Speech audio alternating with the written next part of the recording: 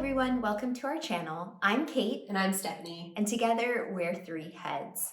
We're talking today about some of the growing pains we experienced when we first started working together. We currently run a business, Three Heads Teaching, where we provide collaboration opportunities and curriculum for high school English teachers. We taught together for 15 years. I would say 14 of those were super close. Yes. And our first year, we were just sort of feeling each other out, getting to know one another. So we're going to give you a little behind the scenes of what we talked about on our podcast, Answers May Vary. So as I said, we're going to talk a little bit about growing pains. So what was a struggle that you had when we first started working together? So my growing pain that we've actually had plenty of opportunity to talk about in the last few weeks is much more of just a personal growing pain for me than anything else. I was a straight A student who always got perfect. I wish everyone did their work like this. I wouldn't change anything. And combine that with being a perfectionist, people pleaser, working with someone I greatly admired. It was really challenging for me to work with someone who was willing to say yeah, it's a good start, but I would fix X, Y, Z, and your grammar's a little messed up here, and oh, this doesn't make sense to me. And I was like, what? Of course it makes sense. Everything I do makes sense. And so I think it was hard for me to be okay, I could have done better. There's things I could learn from, and to not take it personally, because just my own personal instinct is to be she thinks I'm dumb and she hates me and she won't want to work with me, and getting to a point of realizing no, she's working with you because she wants to work with you and she wants you to be better. And I've grown so much, and just as a human person realized how grateful I am to have a friend who's willing to say hey, I love you. You could do better than this. And it's I've grown a lot because of that. But it definitely, I think, took me a little while to toughen up and see that as a positive and not as oh my gosh, I should quit. Still something I'm working on in life in general, but we're all working in progress. Yes. When Stephanie told me that was her growing pain, I was like, it's probably a good thing I didn't know that. So she was maybe giving me this false humility of, oh, this is a first draft, tell me what you think.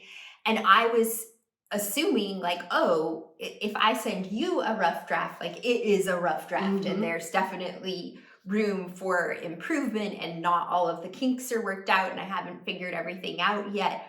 But you were really sending me what you thought was a final product under the guise of it's a rough draft. And so I was responding as though it was something I would have done myself, where it would be this is a rough draft. Yeah. I think it was good actually too, because I don't think if you hadn't responded that way, I don't think I would have felt free to give you as much feedback as I did. I think that I would have felt I wouldn't have said it that way, but I don't want to be rude. She worked really hard on it. Yeah. And I think it was good to be oh, okay, so this is a relationship where we are going to say let's fix it. And I think it became hard then in other working relationships to not have that same willingness to share and critique, because we came to realize how beneficial that was. And so now I'm all for it. Yeah, absolutely. Everything is super clear when you're the one creating it, because you're making those cognitive leaps. But whether it's your colleague or a student looks at it and is they're not inside your mind, so they don't know exactly, they're tracking it the way that you would have. That's helpful information to know. And it was helpful for me to be oh, okay, well, if an adult doesn't understand what I'm saying, then, oh my goodness, the kids are definitely not. And so it was very helpful to give me the opportunity to reflect back and think, oh, okay, how could I say this differently? How maybe I don't even fully understand what I'm saying now as I try to fix it. And it always, I think, resulted in a better product in the end. Yeah. So mine was about timing and schedules, and we've talked about in a different different episode, we Mhm. talked about how Stephanie is really good at timing and she's really good at making sure that everything fits. Which she was like that from the very start. It wasn't something that we developed together. It's something that she came into the relationship with, which is very, very helpful. As I've said before, that's not my strength. But she can also be rigid about that time and about things in general, time in this instance.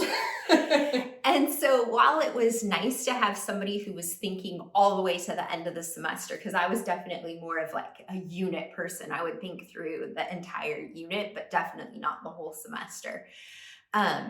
It would sometimes be frustrating when it was like, okay, this is going to take more time. I don't know what to say. I can't talk faster. I can't make it happen faster. And so that would sometimes get frustrating. And we just had to figure out, okay, we definitely have to have the timings, but we also have to build in a little bit of flexibility for whether it's I don't talk as fast as Stephanie talks, and when you're doing a lot of lecturing, that really sort of adds up. A minute or two every day adds up to quite a bit of time.